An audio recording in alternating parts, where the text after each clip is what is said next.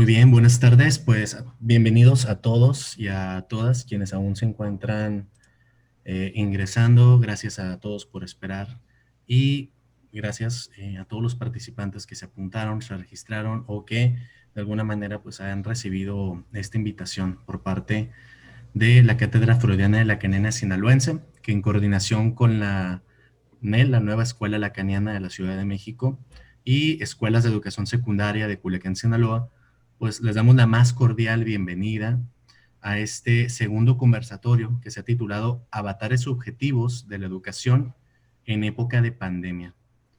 Contamos con el gusto de presentar a nuestra invitada. Ella es Ana Vigano, es psicoanalista, miembro de la Nueva Escuela Lacaniana de la Ciudad de México y de la Asociación Mundial de Psicoanálisis. Además, cuenta con estudios de licenciatura en psicología por la Universidad de Buenos Aires y un máster en psicoanálisis, clínica del sujeto y vínculo social por la Universidad de León. Lo primero que vamos a hacer es compartir la organización de esta actividad. Básicamente es un programa muy sencillo, pensado solamente para que tengamos esta actividad de una forma amena y enriquecedora sobre todo. Lo primero que tendremos son unas palabras de bienvenida y apertura por parte de la directora Pilar Santoyo.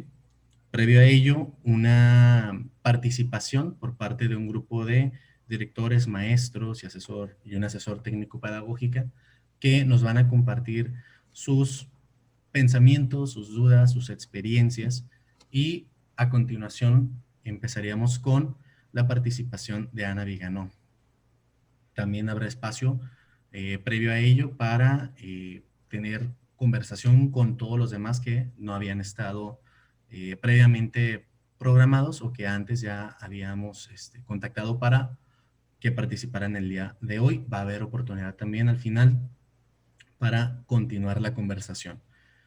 De nuevo, muchas gracias, bienvenidos a todos. Cedo la palabra a nuestra amiga Pilar Santoyo para que nos dé las palabras de apertura.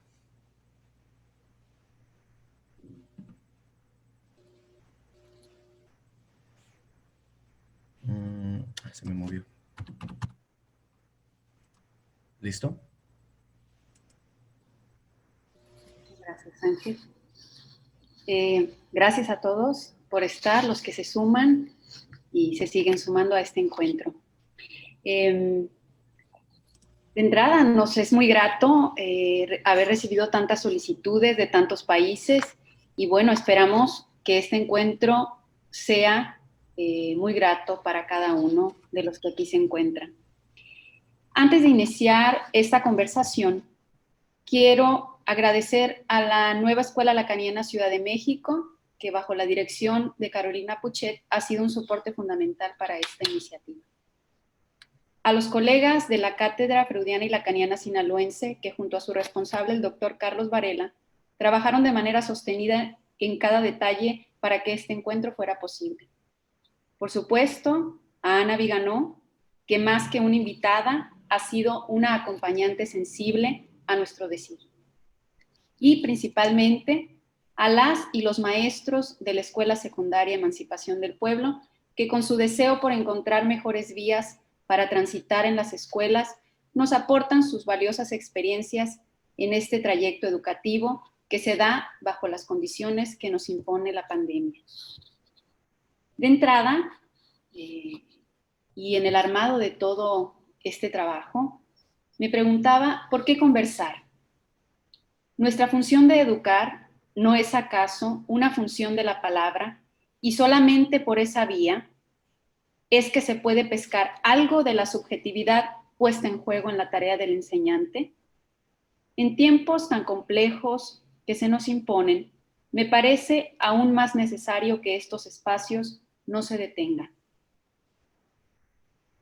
La virtualidad ha abierto un sinfín de posibilidades de las que podemos servirnos. He aquí muestra de ello. La conversación que nos debe interesar, cito a Theodor Seldy, es aquella donde desde el comienzo uno está dispuesto a salir ligeramente diferente, es una experiencia en la cual los resultados no están jamás garantizados e implica un riesgo. Es una aventura en la cual, en conjunto, intentamos aderezar el mundo para volverlo menos amargo. Pongo el acento en este ligeramente menos amargo para situar que una conversación puede instalar algo del registro de la novedad, que no se confunde con la innovación. De eso los maestros saben mucho. Los maestros han innovado, se han actualizado en el uso de tecnologías, por ejemplo, creado sus clases virtuales, métodos de enseñanza desde los dispositivos que tal vez nunca antes habían utilizado, pero parece que no ha sido suficiente para que las prácticas puedan cambiar. Pues bien, la conversación puede propiciar la aparición de una novedad, de un modo de hacer diferente. Recientemente se dio la presentación de un libro a la cual pude estar, de un libro titulado La conversación clínica. En él se aborda un dispositivo de trabajo del que se sirven los psicoanalistas para pensar los casos. Por supuesto, esta no es una conversación clínica, sin embargo, en ese encuentro me sentí particularmente tocada por algunos comentarios que les quiero compartir, especialmente los hechos por Miquel Bassols, Viviana Berger y Leonardo Gorostiza, pues pienso que nos pueden ser de mucha utilidad para seguir pensando nuestro encuentro y los que siguen. Ahí se dijo: la conversación es una elaboración colectiva de un saber que requiere un agente provocador. Este agente no es quien posee el saber que se va a transmitir, como comúnmente pasa en las conferencias, donde alguien expone y los asistentes preguntan, sino que empuja este agente provocador a la conversación misma. No se trata de una lucha de erudiciones, quién sabe más, quién sabe menos. No hay un saber dado de entrada. Siempre hay algo que el otro tiene por decir y que hay que escuchar. No se parte, pues, de un saber experto. Las conversaciones tienen más bien un estilo democrático, donde hay una diversidad de opiniones que implica poner a cada uno en su lugar de sujeto, con su singularidad en primer plano. Se trata más bien de crear en primer plano el lugar singular de cada uno, que cada uno ocupa en esta conversación. La conversación nos lanza a ser comunidad, una comunidad de experiencia, causando el deseo de compartir para tratar los problemas. Se trata de que la palabra circule desde lo que se pueda capturar en el dicho de los otros, y que sobre el fondo de lo no sabido, quizás algo tenga efecto de revelación más allá del sentido común. Por último, quiero señalar algo que me parece fundamental de este dispositivo de trabajo, y es que en la conversación hay algo que se inventa en el terreno. Por eso es un antídoto ante el encapsulamiento de las palabras. Pues bien, hagamos que el mundo sea menos amargo y conversemos. Gracias a todos por estar aquí. Le doy la voz a los participantes. Muchísimas gracias a todos. Buenas tardes, buenas noches, por allá por Irlanda. Saludos a todos en distintos usos horarios, donde nos toca estar convocados por, ya vemos, muchas inquietudes y preguntas y malestares y sensación de basta. Me llamó mucho el basta, dije ya basta. Agradezco mucho la invitación, reitero un poco, pero debo decirlo, a Pilar Santoyo, por supuesto, a Carlos Varela y a la Cátedra Freudiana y Lacaniana Sinaloense, a los docentes, al personal educativo, como dicen a veces, el cuerpo docente, me gusta mucho esa referencia al cuerpo docente, quizás podríamos exprimirla en algún momento un poco más, lo del cuerpo docente, que se interesó en conversar hoy, en especial a los que tomaron la palabra. Tomar la palabra es todo un acto de presencia, incluso aunque estemos en un medio virtual, tanto así que alguien se sorprendió de que una cosa es enviar una nota y otra es tener que decirlo a voz propia frente al otro, tomar la palabra, y es muy interesante porque uno toma la palabra y uno la toma y es nadie más que uno cuando la toma. Y cuando uno da la palabra al otro, da un don que no se tiene, que es una de las definiciones de amor que tenemos en psicoanálisis. Dar algo que en realidad no se tiene, pero que se dona igual, se regala. Cuando se da la palabra hay algo de esto. Damos la palabra y en realidad no tenemos la palabra del otro. Damos lugar a que el otro la tome. Damos un espacio, un hueco para que el otro la tome. Voy a volver sobre algunas de estas cosas. Antes que nada, y antes de tomar la palabra con las cosas que yo pensé y quiero compartir en esta conversación que iniciamos de esta manera, con estas presentaciones, quisiera dejarles a cada uno de los que están aquí, especialmente a los que tomaron la palabra, pero no necesariamente, no excluyentemente. Lo que pasa es que a los que tomaron la palabra quizás después los podemos invitar a que compartan algo de esto que quiero proponerles, pero lo abro a todos. Una pequeñísima tarea, ya que estamos en la escuela y en el ámbito escolar, que pueden ir pensando mientras vamos hablando de estas cosas, pero que me parece fundamental. Les pido que piensen en un recuerdo, alguno que les surja, el que elijan, del momento educativo más memorable de sus vidas como estudiantes. ¿A qué maestro recuerdan? ¿Cuál y cómo fue para cada uno de ustedes la intervención educativa inolvidable? Después, cuando volvamos a circular la palabra, quizás pueden compartirnos este recuerdo mínimamente. Porque estamos hechos de estos restos inolvidables que formarán parte, lo sepamos o no, de nuestro estilo. Verán que en unos minutos también voy a retomar algo del tema del estilo. No soy docente, no al menos como ustedes. Ejercí como docente en algunos momentos, en distintos momentos de mi vida profesional, pero siempre de la mano del psicoanálisis. Y hay que decir que hay algo para los que participamos de escuelas de psicoanálisis que es un poco intrínseco a la práctica misma del psicoanálisis, que intenta formar nuevos psicoanalistas. Me gustó mucho por ahí la expresión, creo que era de Elsa, de las generaciones que van a venir a suplirnos. Hay que formar a quienes van a ocupar nuestros lugares. Hay algo de una lógica de filiación. Nosotros nos formamos con algunos que dejaron marcas inolvidables y a su vez formamos a otros para que ocupen nuestros lugares. Es parte de ese legado generacional de la humanidad.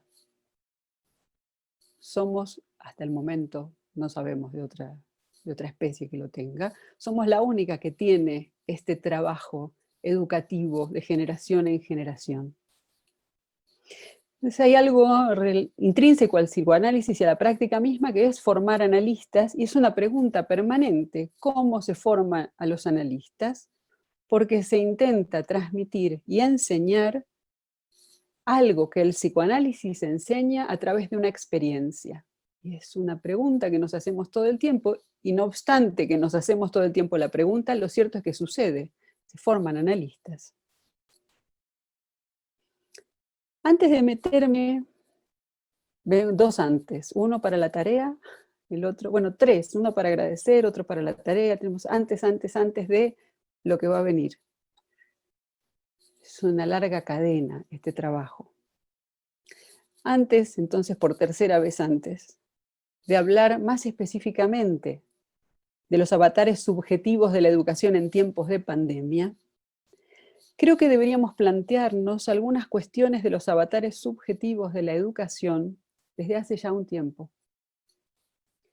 La escuela, a mi modo de ver, y creo que coincidimos en esto varios de nosotros, corre peligro de dejar de ser el lugar público de la formación de nuestros niños, adolescentes, jóvenes. Acuciada como está por otros ámbitos que se han convertido en las estrellas de la transmisión, desde la televisión a la internet, los medios que ya han nombrado, estos ámbitos que prometían y tienen en muchos casos, no los voy a demonizar, no todo es malo allí, ni mucho menos. Este evento nos lo permite la tecnología, de ningún modo voy a demonizar la tecnología y por otra parte no tiene ningún sentido porque llegó para quedarse. Habrá que pensarla y repensarla. Estos ámbitos prometían, y en muchos casos lo hacen, extender el mundo del conocimiento, de los saberes, haciéndolos accesibles a más y más personas, democratizando de algún modo la posibilidad de educación. Estos ámbitos están siendo cada vez más presionados ellos mismos, triturados, exprimidos, alejados de esa función y promesa, y son cada vez más productos fuera de la cultura conocida, incluso a veces burbujas culturales nuevas. Muchas veces habrá que ver atentamente qué producen estas burbujas culturales nuevas, las novedades de la civilización, pero en la mayoría de los casos son productos cada vez más alejados de la cultura y más cercanos al consumo, a merced de las ilusiones de las que se alimenta el intercambio, el mercado. Insisto, antes de pasar a la crisis que es la pandemia en sí misma para toda la civilización, crisis sanitaria desde ya, pero también crisis económica, de costumbres, de lazos, lo mencionaba Ángel, del mundo vuelto patas para arriba desde hace ya un año, por lo menos, aunque los efectos de cuarentena nos vinieron llegando un poco después y no sabemos cuánto se van a prolongar. Hay que señalar que ya asistíamos a una crisis del discurso educativo, de la educación o de ese proceso formativo que François Dolto llamaba, y me gusta esa forma, el proceso de humanización de la vida. Ese proceso ya estaba en crisis. Educar en la escuela supone, entre muchas otras cosas, pero esta me interesa, un relevo de un educar familiar. Un relevo que es una continuación en términos de educación y una ruptura. Y que eslabona varios pasos, etapas, procesos y contextos muy diferentes. Desde el maternal hasta la universidad o los doctorados tenemos un enorme proceso. Pero que en todos los casos se trata de hacer avanzar la cultura abriendo cada vez nuevos mundos que amplíen los horizontes familiares, transformando paso a paso cada vez las necesidades básicas del momento y la tendencia a satisfacerlas de manera exigente e inmediata, que es lo primero que tenemos, por ejemplo, en un bebé, en una familia, aquí y ahora una necesidad urgente de satisfacción de necesidades básicas, en recorridos que inician la familia y que hay que relevar en distintas etapas, cada vez más vastos, que incluyan más peldaños, nuevos caminos, otras personas, formas más sofisticadas de satisfacción, vidas cada vez más enriquecidas. Eso es la humanización que la cultura ha prometido desde siempre. Y aunque sabemos de su paradójico avance, la cultura ha prometido y lo logra y no lo logra, y aquí tenemos una vez más un impasse de la cultura que promueve tecnología, produce nuevos objetos que prometen cosas y prometen y no prometen. La cultura siempre tiene algo de fracaso en aquello que se propone. Los psicoanalistas con Freud lo sabemos con ciertos términos, pero lo comprobamos todos, psicoanalistas y no en la vida cotidiana. Entonces, aunque sabemos de este paradójico avance de la cultura, no hemos cesado, hasta el momento al menos, en sostener que el desafío de humanización en este sentido valía la pena. ¿Seguiremos pensando que aún vale la pena? Y luchando en consecuencia, uniendo esta apuesta a los movimientos que la época nos propone? Hoy el rostro de la escuela no es más el que era. Y esto no debe llevarnos necesariamente a una nostalgia por lo anterior, porque no estamos siempre llorando por lo que pasó. Hay que asumir lo nuevo y revisarlo. Por lo menos es lo que les propongo. Pero sí tenemos que hacer una revisión que nos permita una cierta toma de conciencia de dónde estamos parados, dónde estábamos y dónde estamos, para ver a dónde queremos ir. El rostro de la escuela como sistema, voy a ser muy breve, que esgrimía con autoridad su posición de saber y de los valores que acompañaban ese saber, cierto tribunal de reverencia y tradición, obviamente perdió esos rasgos. Lo que en un momento quiso reemplazarse incluso por un lugar de hipervigilancia disciplinaria, aún con las formas modernas, hemos tenido cámaras en algunas escuelas adentro de las aulas para recuperar algo de esa visión autoritaria que controlaba y que ponía lo que estaba bien o no, ya ni siquiera tiene ese valor, ni siquiera con las cámaras adentro de las aulas, puesto que si hay cámaras hipervigilantes, ahora podríamos decir, están en poder de los alumnos, mucho más que de la autoridad educativa.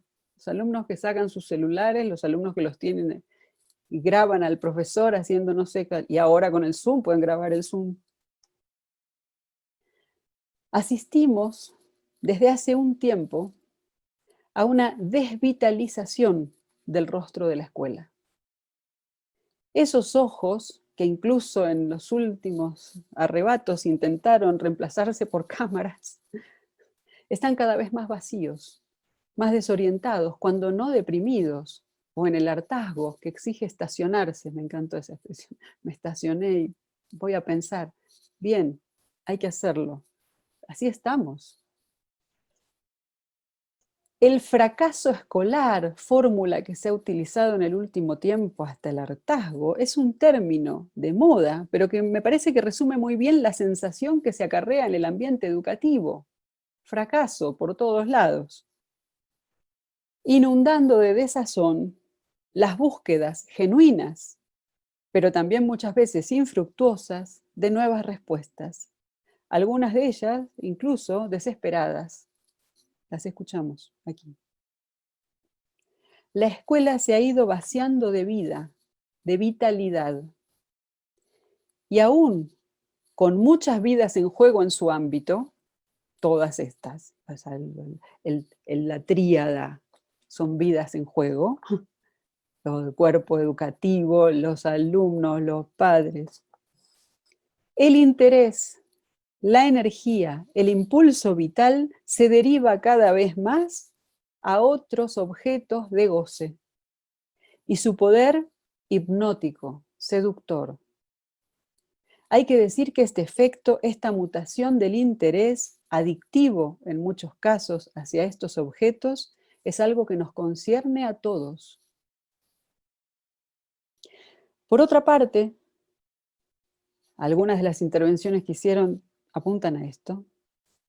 La pedagogía se ha ido corriendo cada vez más en esta lógica que nos arrasa lentamente a todos, la de someterse a los valores del mercado, digo, como si estos valores del mercado fueran amos indeclinables, insustituibles e incombatibles. ¿Y de qué modo hemos visto, por ejemplo, voy a dar como uno de los ejemplos, en la educación? Los ecos refieren a una escuela cada vez más parecida a una empresa, cuyos objetivos son producir habilidades eficientes y adecuadas. ¿Para quién? Para el propio sistema. El principio de rendimiento, las filosofías o pedagogías llamadas de las competencias, vueltas un ideal en sí mismo, llevan de la mano necesariamente una modificación de la relación al saber y a la evaluación del saber, pregunta en la que se detenía Elsa especialmente. Garantizar la eficiencia del rendimiento cognitivo se vuelve una exigencia perentoria que absorbe los esfuerzos de todos, porque en el proceso Los docentes mismos se vuelven objetos de este sistema de competencias y ellos mismos deben dar cuenta, a la vez de hacer todo lo que hacían antes, y antes que nada, quizás, más que de sus clases, de esas competencias exigidas. Y son evaluados permanentemente con esas mismas varas con las que después tienen que evaluar y no saben cómo. Es una inquietud a los alumnos. Son evaluados con las varas con las que no saben evaluar. Es muy complejo esto. Y a la vez horizontaliza bastante la idea de que son evaluados y que los alumnos lo saben y que hay algo incluso del cliente tiene la razón y que el alumno es un cliente. Hay una horizontalidad en esto, hay la idea de que el alumno evalúa al docente, son todos ecos que se han visto, producto de esta lógica.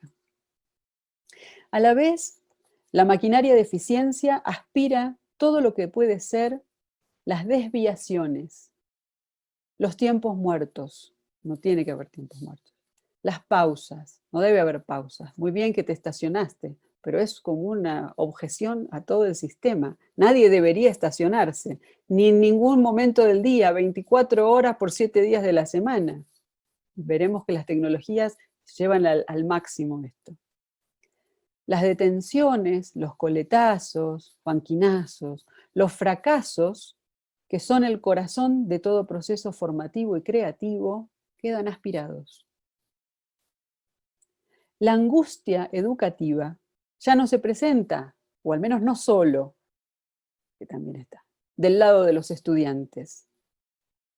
Vemos crecer cada vez más, al borde del llanto, la angustia del lado de los docentes, que ven desdibujadas las coordenadas de su propia identidad. A la cada vez más notoria evaporación del otro institucional, escuela, con nombre, apellido y rostro definido, que aunque no fuera el mejor, lo tenía, la respuesta no debería sorprendernos. Por un lado, la desorientación que ya mencionamos, claramente la declinación del deseo que se sostiene por una voluntad férrea, pero que está acuchillado de muerte, como la película de Hitchcock, detrás de la cortina.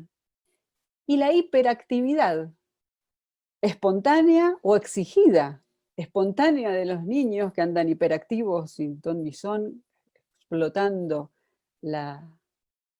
el cuerpo sin diques simbólicos, o exigida, la hiperactividad de los docentes trabajando 24/7. El modelo hipercognitivo de las competencias fortalece las competencias orientadas a la resolución de problemas en lugar de a saber plantear los problemas. Y esto es válido para la educación en relación a los alumnos y también para nosotros mismos. Tenemos que tener la posibilidad de plantearnos seriamente cuáles son los problemas y no necesariamente intentar resolverlos inmediatamente. A veces es cuestión de supervivencia y hay que hacerlo, pero necesitamos defender la pausa para saber cuáles son los problemas que tenemos que resolver. Si no, solo bomberazos que terminan en nuestra contra. La metáfora educativa, si antes podíamos recuperar algunas metáforas, como por ejemplo el árbol torcido que había que enderezar, que es un espanto y no la queremos. No es que por eso digo, no hay nostalgia por lo anterior, pero era una metáfora que podía funcionar en cierto esquema. No es la que está ahora, no es la idea que está ahora. La metáfora ahora es informática. Se trata de información, lo decían por ahí las intervenciones, me pareció muy, muy interesante, que es algo que compartimos. Se trata de información más que de conocimiento y mucho más que de saber. Almacenamiento y capacidad de respuesta inmediata, más que de la gestión de las buenas preguntas. Tengo que contestarle a mis superiores, a los alumnos, a los padres, con las consecuencias, lo dijimos, de una horizontalidad que nos invade en todos los ámbitos, no solo el educativo, aunque este es el foco hoy. Y que no siempre está en su justo lugar, porque otra vez, No vamos a demonizar la horizontalidad, que en muchas cosas es muy buena. Hay accesos de horizontalidad que han sido producto de largas batallas y sigue habiendo muchas batallas para que ciertas horizontalidades se jueguen. No todo, no todo de la misma manera. Hace unos días en las redes sociales estalló, entre tantas cosas que estallan todos los días, una persona totalmente incompetente, ¿no? Hablando, por ejemplo, en una red masiva sobre un tema tan delicado como el suicidio. Bueno, no todo es lo mismo, no todo de la misma manera, no hay horizontalidad. Alguien sabe y alguien no sabe y no tienen que tener todos el mismo micrófono. Es un problema. Y, insisto, de un cierto ideal economista. El mayor beneficio con el menor esfuerzo. Otra vez, que en algunos casos puede servir, no para todo. La educación hoy se trata, en muchos casos, de una carrera de obstáculos que hay que ganar, volviendo cada vez más competitivo el ámbito de las competencias en una degradación del concepto de competencia. En este contexto, no puede dedicarse el tiempo suficiente a la reflexión crítica ni a la necesidad de aprender justamente la posibilidad misma de aprender. El tiempo para aprender a aprender en cada uno de los momentos del desarrollo de todo este largo proceso. Volviendo al saber, conocimiento, información, como si fueran lo mismo, cada vez más cientificista, es decir, la declinación más fea, no de la ciencia que es valiosa, el cientificismo, cada vez más cientificista, lo digo con desagrado, pero protejo la ciencia que nos puede dar avances, y utilitario, con el mismo desagrado, no porque todo lo útil sea malo, al contrario, hay cosas útiles muy buenas, pero no todo tiene por qué ser sujeto a la lógica de lo utilitario. La escuela tiene un enorme desafío en estas coordenadas. Oponerse. Si ya vamos mal, en lugar de estar de acuerdo nos vamos a oponer. Bueno, denme chance. Oponerse a un empuje hedonista de placer que se cree ilimitado, que nuestros adolescentes y jóvenes, incluso cada vez más los niños, invocan, ellos con el derecho que les da su juventud. Está bien que ellos lo digan, está bien que ellos quieran defender esto, pero ellos lo dirigen a nosotros adultos, que se espera que estemos en nuestro lugar de adultos. Y lo voy a reducir a una frase que me parece fundamental, la frase a la que nos tenemos que oponer de algún modo con buenas respuestas. Y esa frase es una pregunta. ¿Por qué no? El hedonismo de esa pregunta es a lo que nos tenemos que oponer. Cada vez que alguien, sobre todo un niño, joven, adolescente, pregunta, ¿por qué no? Es una pregunta que siempre es desafiante. Cada vez que esta pregunta se presenta, la respuesta es una respuesta ética. No hay técnica, no hay receta, no hay formato, no hay protocolo que pueda resolver esto. Cada vez que alguien pregunta por qué no, y cada vez más la época pregunta por qué no, todo es posible, por qué no puedo hacer lo que quiero, por qué no, la respuesta es ética. Una ética a la altura de las cosas de nuestra época tendría, creo yo, que plantearse seriamente darle un justo y digno valor a la dimensión de lo imposible.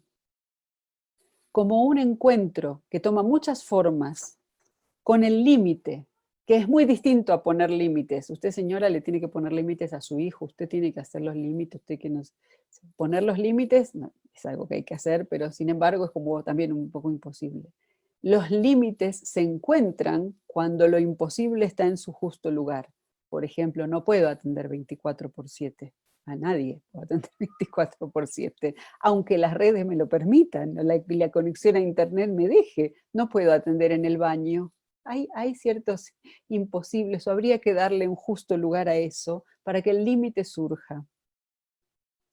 Y además porque el encuentro con el límite, creemos fervientemente desde el psicoanálisis, el límite en su cara de imposible, no todo es posible, aunque parezca, hay que defender el no todo posible y no todo igual en su justa y digna medida, porque creemos que eso es la única posibilidad de respuestas nuevas y creadoras.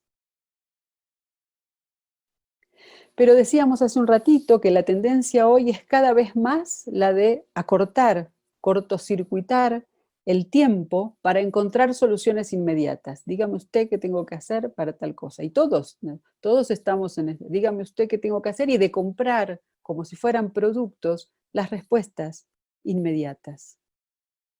La senda corta, los atajos ganan terreno y la tendencia al menor esfuerzo es sostenida como un objetivo universal. Eso que está bien en ciertos ámbitos, ahorrar ciertas energías, solo si nos sirve para alguna otra cosa. Ahorrarlas por ahorrarlas es ir a lo peor. Hay cosas que exigen esfuerzo. Tomar la palabra exige esfuerzo. Estar aquí conversando exige esfuerzo. Es cada vez más difícil encontrar una diferenciación simbólica de roles. Y tomando un poco la referencia, que ha sido muy conocida, de Bauman, el sociólogo, la metáfora de lo líquido alcanzó también este nivel. La hipermodernidad líquida, concepto de Bauman, los amores líquidos, sufrimos todos de los amores líquidos, la horizontalidad líquida, diré hoy. Todos iguales, de mala manera, no de la buena manera. Esa gran necesidad de fortalecer la dignidad humana en derechos, que estaba detrás del todos iguales, es necesario, todos iguales en derechos, en todas las luchas feministas, por los menos favorecidos, por las comunidades indígenas, las vidas negras valen, por supuesto que hay una necesidad digna del todos iguales en derechos, se banaliza bajo la forma degradada de una confusión especular. Los padres igualados a los hijos en sus narcisismos. Lo decía muy bien Elsa. Los padres aliados de sus hijos, dejando de lado muchas veces su función de adultos y de padres, protegiendo la burbuja imaginaria de sus pequeños, sus retoños, deseando liberarlos de todo trauma y dolor, empujándolos cada vez más a satisfacerse consigo mismos antes que someterse a un tropiezo que pueda resultar fecundo. Esto deja a los docentes, y lo han dicho muy bien, cada vez más solos en su tarea y cada vez más exigidos en un rol golpeado por demás por muchos flancos. Desde ya la precarización económica, salarial, del reconocimiento, decían, no necesitamos el reconocimiento que nos digan qué bien que lo hiciste, porque lo hacemos por deseo, es valiosísimo eso, pero sí tienen que tener un reconocimiento económico, una tarea que es insalubre en algunos casos. Además de todo esto, que por si fuera poco, lo sabemos, la tendencia a pulverizar, por ejemplo, el libro, el objeto libro, en favor de una enfatización de la tecnología, que ya dijimos, insisto, no demonizo en absoluto, además yo soy usuaria de tecnología desde siempre, me gusta, tengo cierto gusto por la tecnología, hay que saber usarla.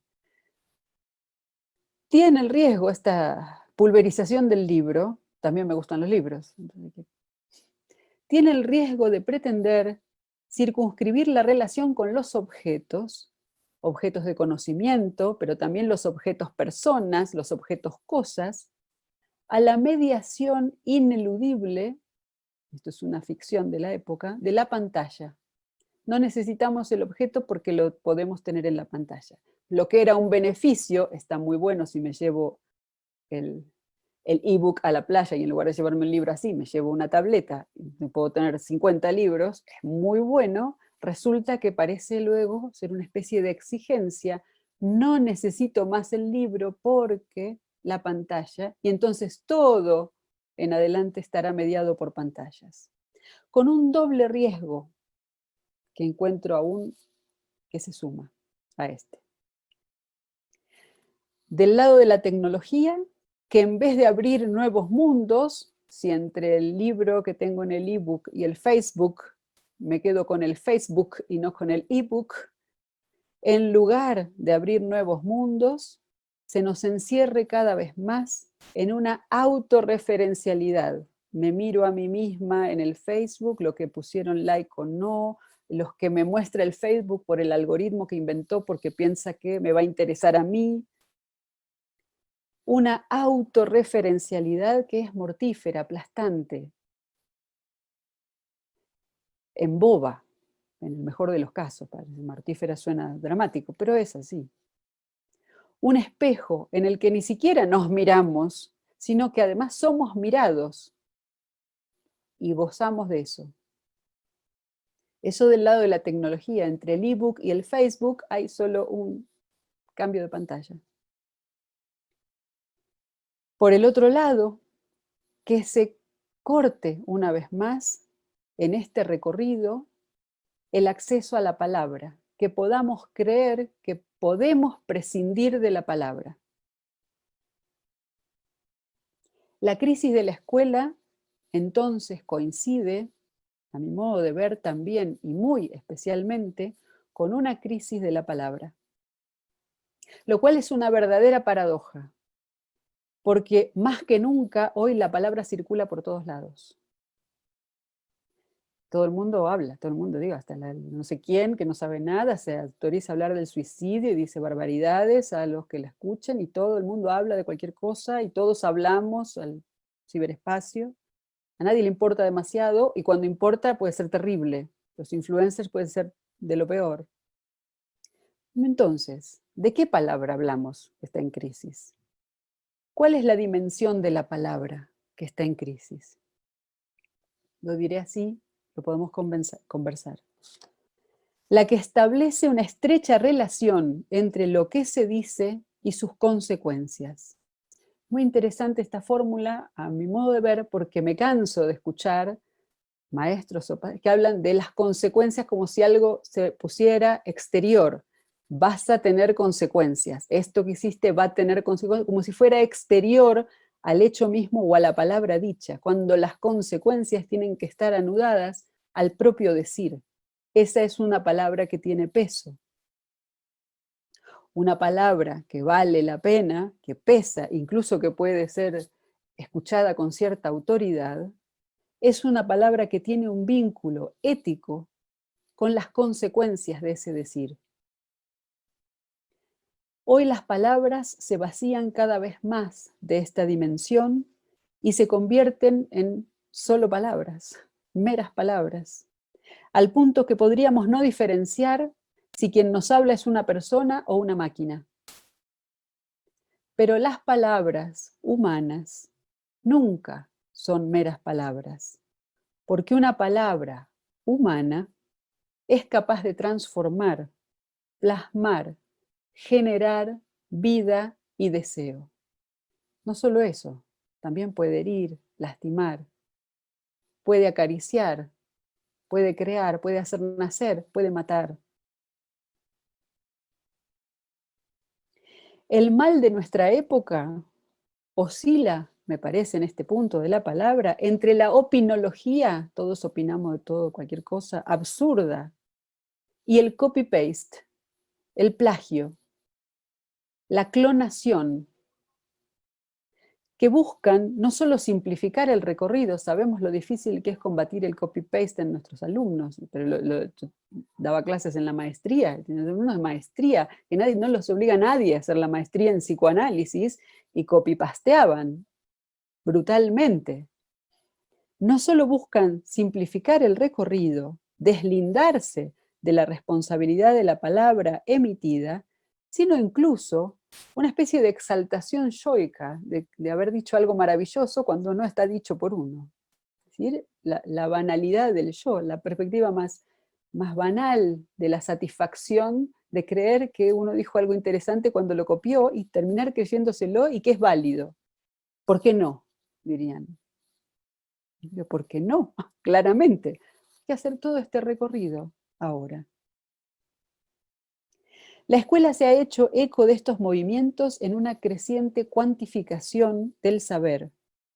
Simplificación de los programas, esto es terrible. Cada vez hay que hacerlos más fáciles, hay que darle menos páginas, porque son muchas páginas, no pueden leer. Me pasaba en maestría, no, es mucho, hay que leer. Entonces lo hacemos más simple, porque pobres. Desmedro de la práctica de lectura, emulación de diálogos al modo del talk show, que cada quien diga lo que le parece en el ámbito escolar.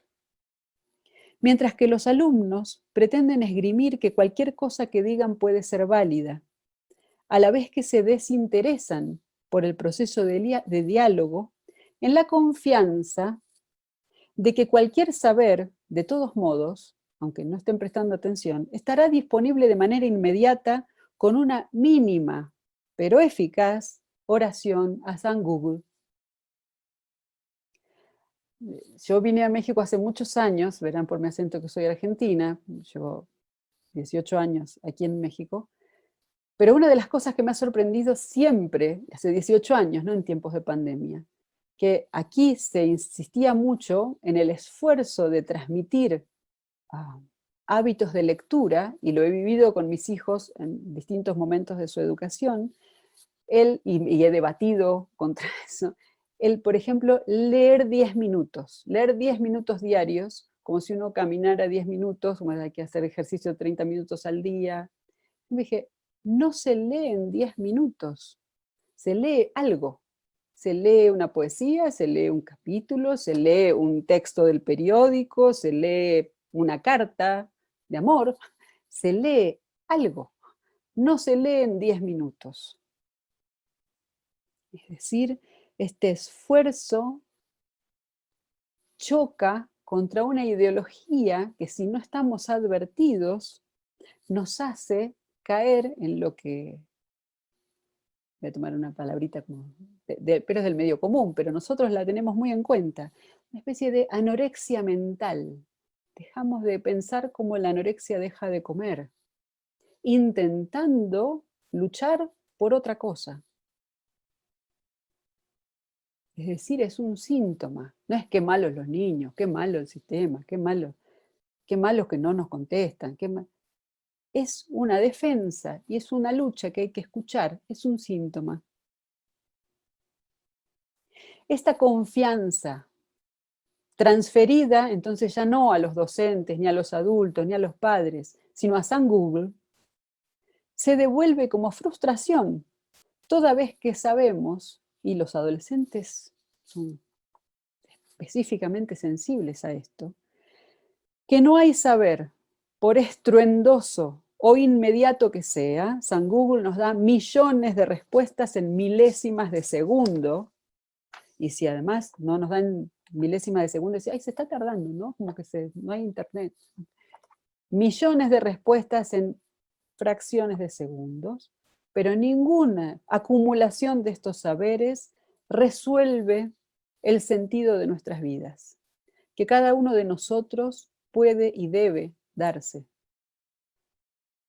Sobre este punto imposible del saber, sí, hay que darle un justo y digno lugar al imposible, es que se construye, y propongo que tal vez debamos construirlo nuevamente, una y otra vez, el lazo educativo.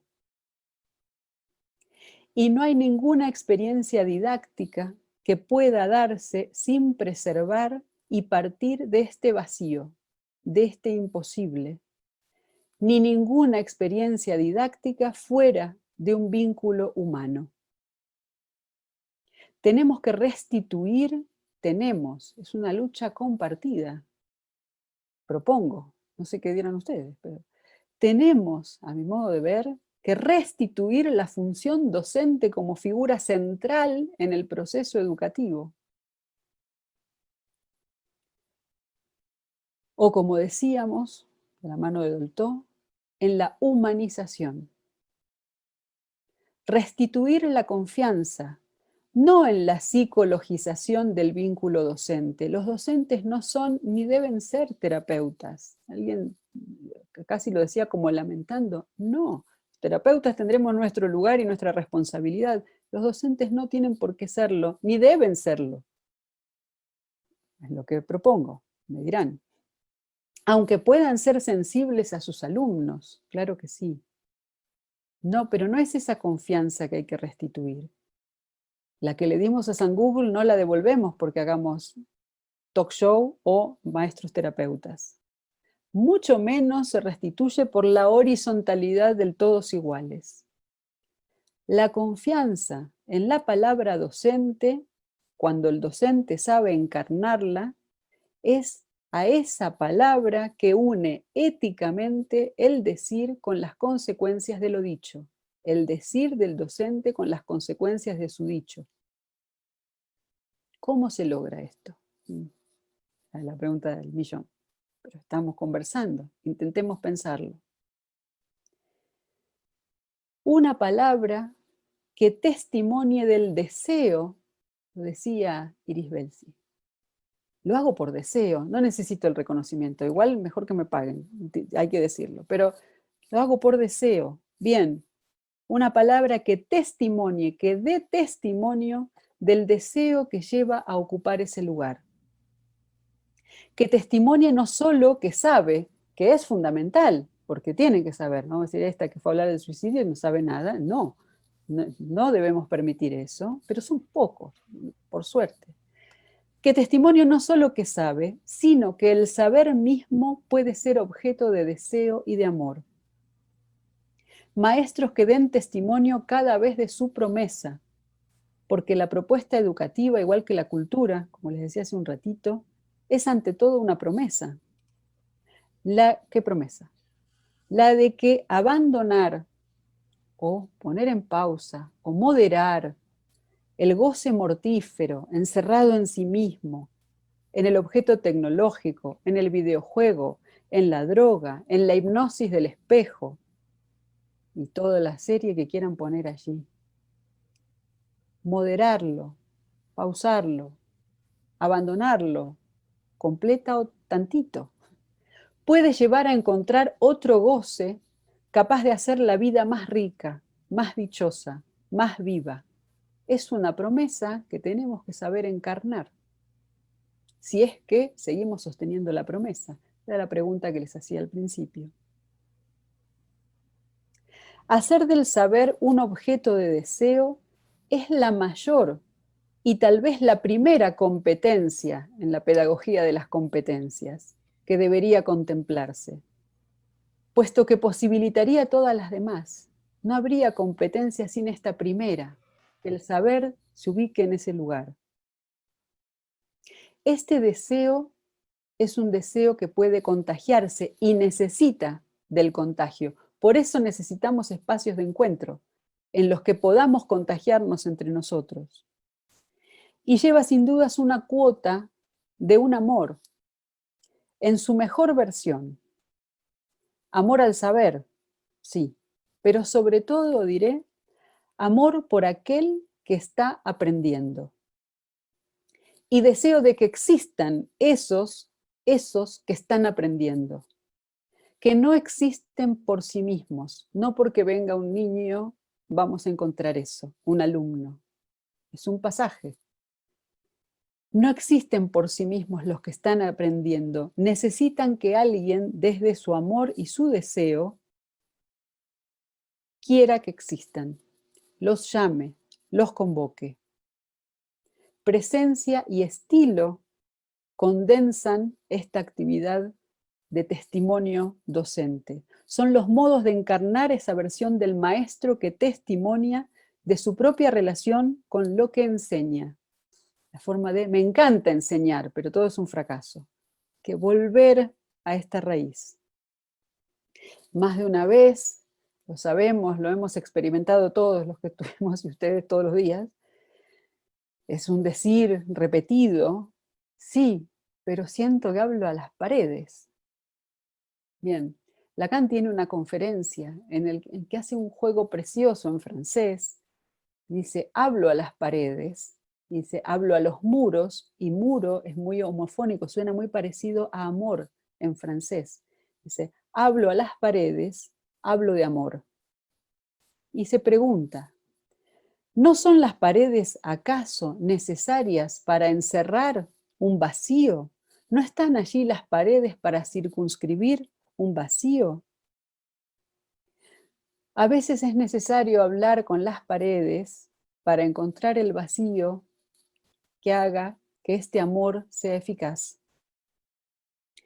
A veces son necesarias esas paredes para encontrar y preservar el hueco donde se aloje el milagro, lo digo con esta palabra, de aprender.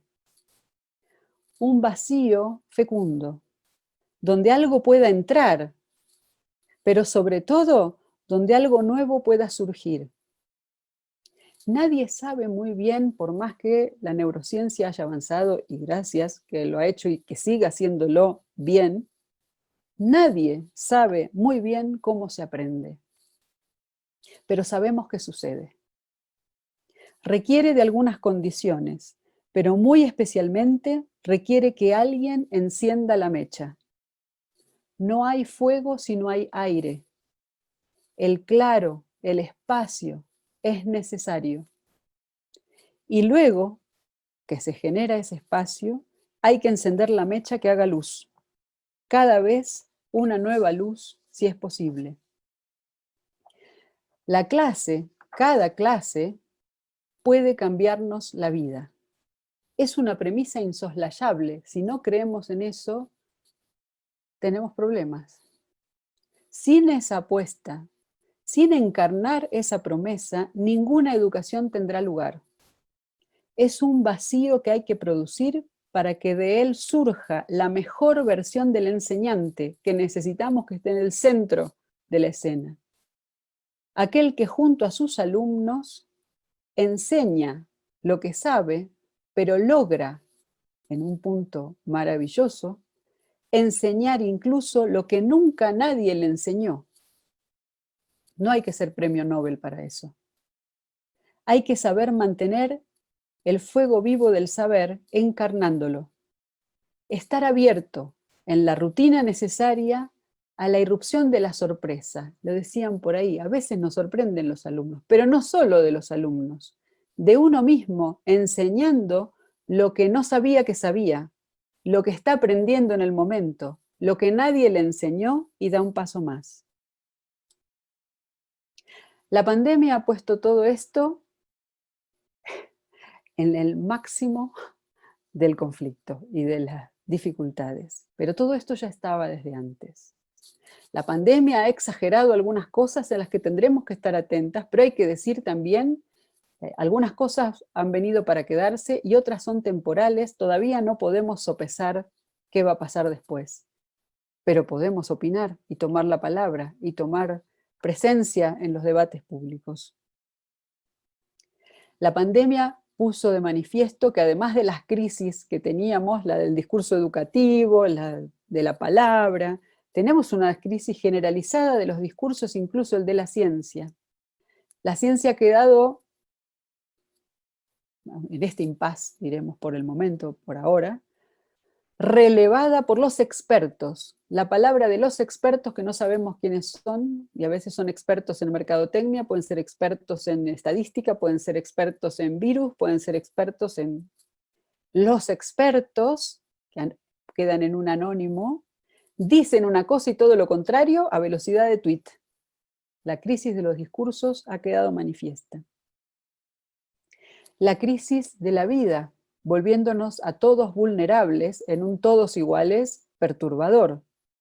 Todos podemos sufrir y morir por este bicho inmundo que nos ha invadido. pero con la particularidad para nosotros, que estamos en este campo, que por suerte, no sabemos por qué, y por suerte, a los jóvenes y a los niños no les ha tocado con la misma gravedad que a otros grupos de riesgo. No lo son en principio como otros. Pero esto ha hecho que los jóvenes aumenten la idea, cierta ilusión yoica, de que son intocables, más que nunca, se han vuelto intocables. Si teníamos poco, ahora esto ha alentado la idea de que total a ellos no les pasa nada, porque no puedo salir. Igual si yo me enfermo no pasa nada. Entonces me cuido y no sé qué, y hago no sé cuánta cosa. Paradójico, inesperado, este real no fue calculado por nadie, creemos, que haya dicho a los niños, qué suerte que no tenemos masivamente a los niños y a los jóvenes enfermos de gravedad. Otra sería la pandemia si eso pasara. No es así, pero a la contracara, porque esto siempre tiene una contracara, se creen más inmortales que nunca y nos debaten desde ese lugar. La escuela, que tenía que ser relevo del hogar y de la familia y este punto, resulta que ahora sucede en las casas. Estamos en el retorno de lo impensable. Lo que era una vía de salida está metido adentro de las casas. Es comprensible sintomáticamente que los chicos no quieran saber nada de esta educación. Es un desafío. ¿Cómo hacemos para responder como si no pasara nada cuando pasa de todo?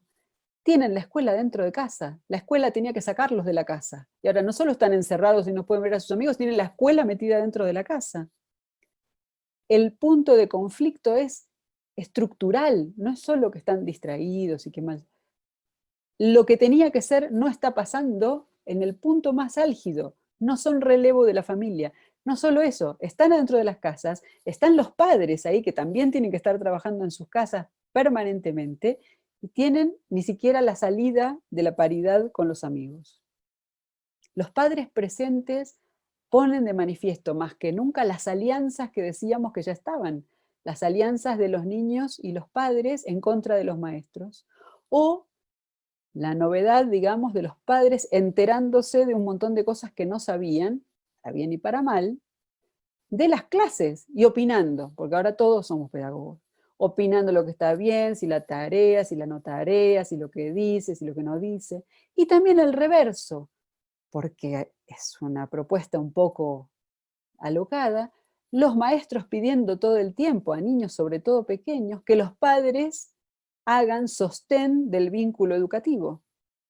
Para los padres también es una desorientación y un conflicto metido adentro de sus casas, que además sabemos a veces no tienen ni siquiera el espacio necesario o los dispositivos para poder hacer todo esto. Y estructuralmente es una complicación. Falta más que nunca, porque tenemos reuniones programadas, el tiempo de la relajación, del encuentro, de los saludos. Hoy Pilar decía, bueno, no nos vamos a poder saludar demasiado ahora que entremos. Es sustancial que nos falte el tiempo del saludo, de cómo estás, de qué te pasó, me pasó tal cosa, el tiempo muerto, el tiempo de la creación, el tiempo del encuentro, el tiempo de las preguntas post clase. Profesor, no le entendí, no sé qué, que ahora entonces tiene que pasar al chat o a no sé qué espacio, y yo ya tengo el que te seguía cuando salías del... Falta todo eso. Y falta, y no es prescindible, nos hace falta, y tenemos que responder, nos hace falta.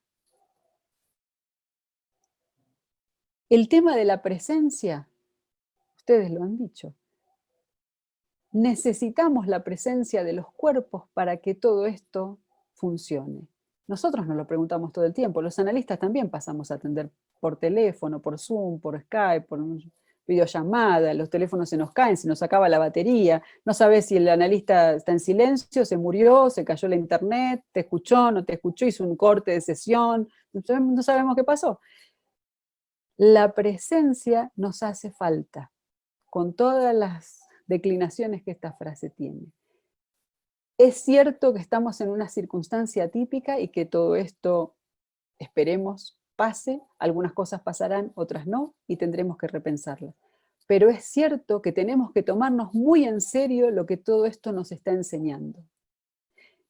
Y quisiera terminar con la con la referencia que me parece fantástica de Ángel, con lo de la extranjeridad. Dice, yo me sentí un extranjero en un territorio tomado por ellos, que era la tecnología. Es cierto, nos ha pasado a muchos que tuvimos que zambullirnos en la tecnología. Pero nada mejor para permitir que algo nuevo pase que dar lugar a lo extranjero. Y diré que así como ha sido un esfuerzo sobrehumano para muchos docentes entrar al ámbito de la tecnología, es cierto que no teníamos por qué saber eso para igual tener saberes que podemos compartir. Y es cierto que los jóvenes tenían un uso de la tecnología que no tiene nada que ver con este que se está usando. Pues ellos tenían el país tomado en las redes sociales. Si nosotros creemos que tenemos que ir ahí, creo que estamos equivocados. Tenemos que encontrar territorios limítrofes donde encontrarnos en nuestras diferencias. No ir a la red social, ni pretender que el alumno esté totalmente en el campo de territorios limítrofes, campos que no son ni de uno ni del otro. Cuando uno cruza una frontera caminando, lo ve muy diferente que cuando la cruza en avión, quien casi ni se da cuenta hasta que va a migraciones.